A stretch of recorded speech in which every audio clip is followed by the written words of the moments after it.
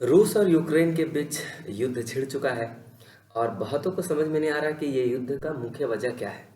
तो आज के इस वीडियो में मैं आपको बताना चाहूँगा कि रूस और यूक्रेन के बीच में युद्ध होने की सबसे 4 बड़ी वजहें कौन-कौन सी हैं। हालांकि बहुत सारी वजह है, लेकिन उनमें से 2-3 वजह जो है वो बहुत इंपॉर्टेंट है और वही ये पूरे युद्ध का दिशा तय कर रही है। और चलिए मैं उसके बारे में आपको जानकारी देता हूँ। इसलिए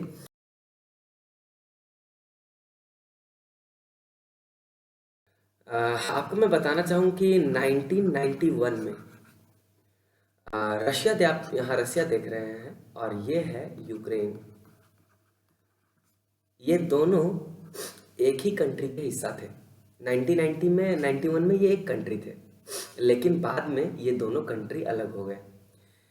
एक सबसे इम्पॉर्टेंट ये चीज़ है, आप समझो कि अगर आपका एक रशिया जैसा पावरफुल कंट्री बगल में है और समझिए कि एक सुपर पावर है ये अपने आप में, और एक सुपर पावर के बगल में एक ऐसी कंट्री आ जाए जिसमें कल्चरल सिमिलैरिटी हो, बट फिर भी इसके विचार जो हैं वो किसी दुश्मन देशों के साथ मैच करते हो, तो ये रसिया को नागवार नहीं गुजरता, ये उन्हें बर्दाश्त नहीं है।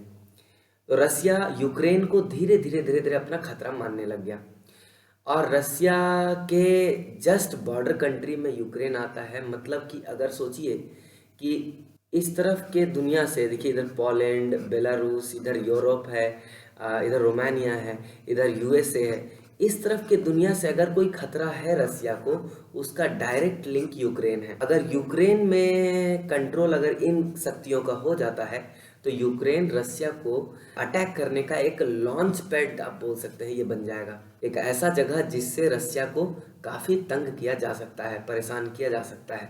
और इस रीजन में किसी दूसरे के इंटरवेंशन से हमेशा रसिया में गुस्सा रहा है। तो ये है इसके मैप। पहली वजह यही है, यूक्रेन की ज्योग्राफिकल लोकेशन जो कि रसिया के जस्ट बगल में है। और ये एक ऐसा ब्रिज है, एक ऐसा लिंक है जो पूरे दुनिया को, वेस्टर्न कंट्रीज को और यूरोपियन कंट्रीज को एक डायरेक्ट रास्ता देता है रसिया से कांटेक्ट करने का।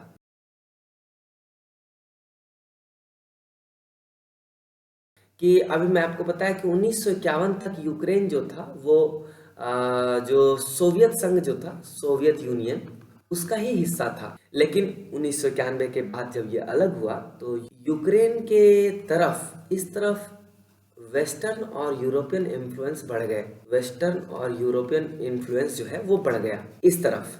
लेकिन इसी यूक्रेन के कुछ हिस्से ऐसे थे, जैसे जो ईस्टर्न बॉर्डर, इस तरफ के बॉर्डर वाले थे एरिया के, जो सोवियत यूनियन से टच होते थे। इन एरियाज में जो रसिया के आइडियोलॉजी से, रसियन आइडियोलॉजी के, रसियन पॉलिटिक्स से, रसियन कल्चर से ये बहुत ज़्यादा तालमेल इनका था। इस वजह से यहाँ के लोग हमेशा रसिया को सपोर्ट करने में थे और ये यूक्रेन के अगेंस्ट थे। तो समझिए ये कंट्रोवर्शियल जगह में से एक हो गई। ये, इसको हम लोग बोलते हैं लुहांस्क और ये कहलाता है डोनेट्स्क। ये दोनों जगह यूक्रेन के हिस्से हैं, पर इनकी आइडियोलॉजी और पॉलिटिकल लीनिंग जो है वो रसिया की तरफ है। अब समस्या किस बात से होती है, यहाँ भी अभी समस्या नहीं, ये तो लेफ्ट लीनिंग, रसिया लीनिंग है, ये भी अच्छी बात है। लेकिन प्रॉब्लम होता है 2014 में। मैं आपको तो पहले आप ये समझ जाइए कि रसिया कैसे यूक्रेन के कुछ हिस्सों में ही सेपरेटिस्ट लीडर्स जो होते हैं, जो सेपरेटिस्ट मतलब अलगाववादी, ऐसे लीडर्स जो यूक्रेन से इन दोनों को अलग करने की कोशिश कर रहे हैं, वैसा नेता जो है वो प्रो रसियन नेता है, रसिया के सपोर्ट करने वाले लोग हैं और उनको रसिया सपोर्ट करता है हर रूप से। तो यहाँ पर जो भी आप समझिए कि आज़ादी के लिए आवाज़ उठती है वो रसिया द्वारा कहीं ना कहीं बैक्ड अप होती है और उसको रसिया सपोर्ट करता है। तो यूक्रेन इससे हमेशा नाराज होता है। इसलिए यहाँ पर आप समझिए तो एक मिलिट्री क्लैसेस हमेशा यूक्रेन के मिलिट्री का लुहांस्क और डोनेट्स्क में ये हमेशा मिलिट्री क्लैसेस होते हैं। खास करके ये एरिया और ये एरिया जो अलग कलर में लिखा गया है, ये ऐसे हैं जिनको सेपरेटिस्ट हेल्ड रीजन ही है। ये डोनेट्स और लुहांस के ये रीजन्स तो पूरी तरह से अलगाववादियों के हाथ में है, ऐसे अलगाववादी जिनका सपोर्ट रसिया से होता है।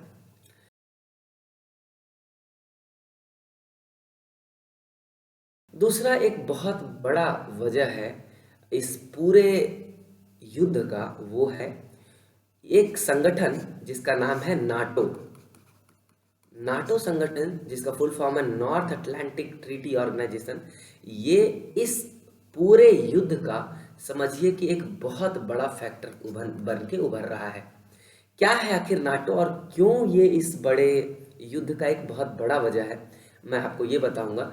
आप इनको जानते हैं, ये है अमेरिका के प्रेसिडेंट जो बिडेन, जो नाटो के सबसे मुख्य सदस्यों में से एक है। नाटो जो संगठन है, ये ग्रुप है, ये 30 कंट्री के ग्रुप है। और 30 कंट्री में कुछ सबसे पावरफुल कंट्रीज जो आप यहाँ देख सकते हैं जो इसके सदस्य हैं, वो है France, Germany, United states, United kingdom, Turkey. ये सब बहुत पावरफुल कंट्रीज हैं जो नाटो के मेंबर हैं। नाटो के मेंबर होने से 30 मेंबर तो हैं, लेकिन इनके वजह से ये नाटो काफ़ी पावरफुल संगठन के रूप में जाना जाता है। नाटो का काम नॉर्थ अटलांटिक रीजन को सेफ गार्ड करना है और उसमें हो रहे किसी भी तरह के घटना को मुंहतोड़ जवाब देने के लिए, हो सके तो पहले डिप्लोमेटिक तरीके से आप उसमें बहस करके उस मामले को सुलझाइए, और नहीं तो आप उसे सुलझाने के लिए मिलिट्री का भी अगर इस्तेमाल करना पड़े तो भी नाटो के जो मेंबर्स हैं वो मिलिट्री समझौता भी एक दूसरे के साथ करके रखे हैं। अब मैं आपको ये बताऊं कि नॉर्थ अटलांटिक रीजन क्या है, जिसको प्रोटेक्ट करने के लिए, सेफ गार्ड करने के लिए ये सारे देश एक साथ आए हैं। नॉर्थ अटलांटिक रीजन को समझने के लिए आप ये खाली समझो कि ये है नॉर्थ अमेरिका, ये है नॉर्थ अमेरिका, और ये है यूरोप, फिर ये है, इधर है रशिया। और इस रीजन को, ये जो रीजन है जो नॉर्थ अमेरिका और यूरोप के बीच में है, ये रीजन बहुत हाई ट्रैफिक रीजन है, क्योंकि दुनिया भर के कारोबार जो होते हैं वो इस रीजन से पास होते हैं। और बहुत बड़े बड़े सुपर पावर्स का, मिलिट्री पावर्स का, डेवलप्ड कंट्रीज का ये एक लिंक है, समझिए। तो ये नाटो का काम है कि इन कंट्रीज, जो यहाँ के कंट्रीज हैं, इन कंट्रीज में अगर कोई भी तरह का दिक्कत हो और इनमें से कोई भी कंट्री अगर किसी के साथ वॉर में लड़े, तो ये सारे कंट्री नाटो के मेंबर उसे सपोर्ट करेंगे और जिससे वॉर लड़ी जा रही हो उस कंट्री को नेस्तनाबूद करने की कोशिश करेंगे और वॉर को ख़त्म करने की कोशिश करेंगे। ये है नाटो का मुख्य उद्देश्य। तो आप देखिए, इसमें यूरोपियन सारे कंट्री आते हैं और इधर अमेरिकन कंट्रीज आते हैं। लेकिन इसमें दिक्कत क्या हो जाती है, नाटो जो है, चूँकि इस तरफ इसका इंटरेस्ट है, वेस्टर्न इंटरेस्ट है और यूरोपियन इंटरेस्ट है, तो इनके अगेंस्ट में रसिया का इंटरेस्ट है। तो ये रसिया को अपना थ्रेट मानते हैं और रसिया को काउंटर करने के लिए हमेशा इनकी जो बोलती है कि इनकी प्लानिंग होती है। तो ये रसिया के अगेंस्ट वाले ग्रुप हैं। तो नाटो जो समझिए तो एक तरह से रसिया का दुश्मन है। अब नाटो रसिया का दुश्मन है, लेकिन नाटो अगर सोचिए कि रसिया के पास आने की कोशिश करे तो किस कंट्री की मदद से आ सकता है, तो बिल्कुल आप सही समझे। और नाटो कंट्री जो थी उस संगठन में यूक्रेन को लेने की कोशिश करने लग गए। मैं आपको बोला नाटो जो है अलग अलग कंट्रीज का एक संगठन है। अब इसमें अभी तक यूक्रेन नहीं था, लेकिन नाटो के लोग यूक्रेन को कन्विंस कर रहे हैं कि आप इसके मेंबर बन जाइए। और इनफैक्ट यूक्रेन भी नाटो से जुड़ने के लिए इंटरेस्ट शो कर चुका था कि हाँ, हम जुड़ना चाहते हैं। अब आप इमेजिन करो कि आप एक रसिया हो, आप एक खुद सुपर पावर हो, आपको एक ही थ्रेट है, वो है अपने ही टूटे हुए कंट्री से, जो आपका ही हिस्सा था कभी, यूक्रेन, उससे थ्रेट है, जहाँ पर धीरे धीरे आपका कल्चर समाप्त हो रहा है और बाहर देश के कल्चर्स इसमें आ रहे हैं, उनके ही इंटरेस्ट आ रहे हैं, उनके ही लोग यहाँ डोमिनेट कर रहे हैं। तो उस कंडीशन में जब आपकी हॉस्टिलिटी यूक्रेन से इतनी ज़्यादा बढ़ चुकी है, उस समय नाटो जैसा संगठन, जिसका पूर्ण उद्देश्य ही है रसिया को काउंटर करना और अपने हितों की रक्षा करना, उस समय नाटो का यूक्रेन के साथ संगठन बनाना रसिया को बिल्कुल भी नहीं भाया।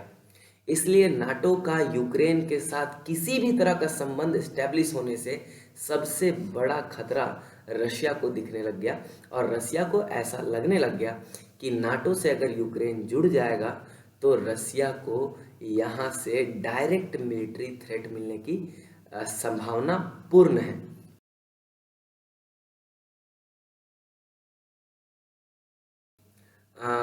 नाटो के आने से सिर्फ यही नहीं कि आपको यूक्रेन से अटैक होने का डर, रसिया को एक और डर है कि नाटो अगर यूक्रेन का मेंबर बन गया, यूक्रेन नाटो का मेंबर बन गया, तो अभी रसिया के कब्जे में है क्रीमिया, जो 2014 में रसिया ने इसको कब्जा किया था। क्रीमिया को यूक्रेन का ही पहले ये हिस्सा था, लेकिन रसिया 2014 के सैन्य तख्ता पलट में, यूक्रेन में एक सैन्य तख्ता पलट हुआ जिसमें यूक्रेन में जो उस समय के मौजूदा नेता जो थे वो रसियन नेता थे।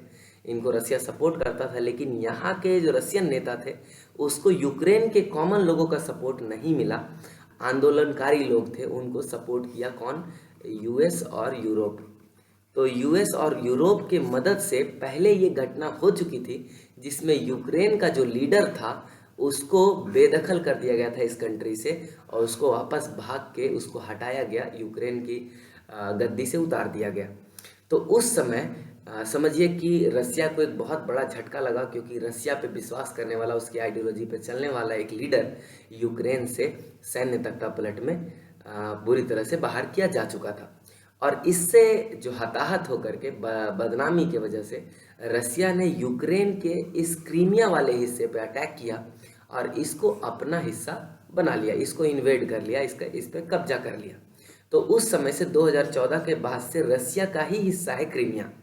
लेकिन क्रीमिया हिस्सा तो है, लेकिन ये बहुत हेवी बोलिए तो हेवीली आर्म्ड जगह है जहाँ पर रसिया का वेस्टेड इंटरेस्ट है। इसलिए ये रसिया यहाँ पर बहुत सारे पैसे देकर सेपरेटिस्ट जो लीडर्स होते हैं उनको यहाँ हमेशा एक्टिव रखते हैं, और वहाँ की पॉलिटिक्स वो सेपरेटिस्ट लीडर्स जो होते हैं उन्हीं के तरह से चलती है। और ये क्रीमिया अभी भी समझिए कि एक विरोधाभास और एक कंट्रोवर्शियल जगह के रूप में क्रीमिया अभी भी जानी जाती है।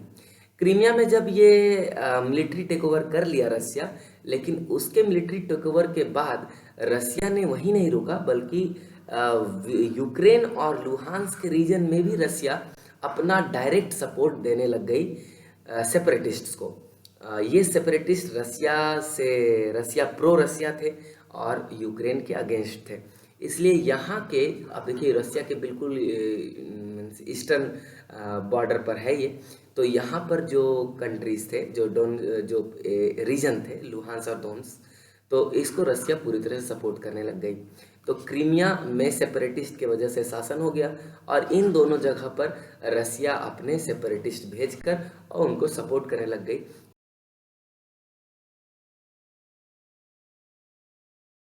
अभी का स्थिति, अब इसके वजह से क्या हुआ है, चूंकि ये विरोध बढ़ता गया और इसमें चांसेस दिखने लग गए कि नाटो कंट्रीज जो हैं वो यूक्रेन को अपने चंगुल में फंसाना चाह रहे हैं। और बीच में यहाँ की यूक्रेन के राष्ट्रपति हैं और जो नाटो के कंट्रीज हैं उन्होंने भी कुछ अनाप शनाप बयानबाजियाँ की, ऐसी बयानबाजियाँ की जिससे रसिया को थोड़ा जो तुनुक मिजाजी जो होते हैं वो वैसा हो गया। और इसके वजह से रसिया जो है पूरी तरह से प्लानिंग कर लिया कि हमको इसको फुल ब्लॉन मिलिट्री वॉर करना है। और अब जो है आप देख सकते हैं कि मिलिट्री वॉर स्टार्ट हो चुका है। ऐसे स्थिति में रशिया जो है अभी मिलिट्री वॉर तो पूरे यूक्रेन पर कर रहा है, लेकिन आपको मैं बताना चाहूँगा कि कैसे ये रशिया यूक्रेन पे बॉम्बिंग कर रहा है। आपको एक मैप मिला जिसमें मेजर एक्सप्लोजन और स्ट्राइक्स के आपको डॉट दिए गए हैं। आप देखिए रसिया कितने अंदर तक अटैक कर रहा है। इसकी पूरी गुस्सा जो उसका पूरा एंगर था वो ईस्टर्न यूक्रेन में था, लेकिन अटैक पूरे यूक्रेन में हो रहा है। इस रीजन में तो इनके मिलिट्री भी एंटर कर गए हैं, सारे तरफ से टैंक्स आ रहे हैं और यूक्रेन को अटैक करने की कोशिश कर रहे हैं, और एयर अटैक से इन जगहों पर भी अटैक किया गया। ओडेसा में आप देखेंगे सिविलियन एरियाज में भी अटैक हो गए हैं। यूक्रेन के जो ये है यूक्रेन का कैपिटल, जिसको कल यानी कि कल मतलब कि आपको घेरने के लिए इस पूरे कैपिटल सिटी को घेरने का प्लान है। इसके अलावा खार्किव, शुमिक, इस डोनेट्स्क, डोनेट्स्क, ये सब एरिया में काफ़ी ज़बरदस्त मिलिट्री मूवमेंट अभी हो रहा है। उम्मीद करते हैं कि ये सब कुछ जल्दी से रैप अप हो जाए और हम लोग वेट करते हैं कि जो पीस है वो स्टोर हो जाए। तो यही है आज के रशिया का और यूक्रेन के युद्ध का वजह। अगर आपको कोई डाउट होगा तो आप कमेंट सेक्शन में ज़रूर कमेंट कीजिए।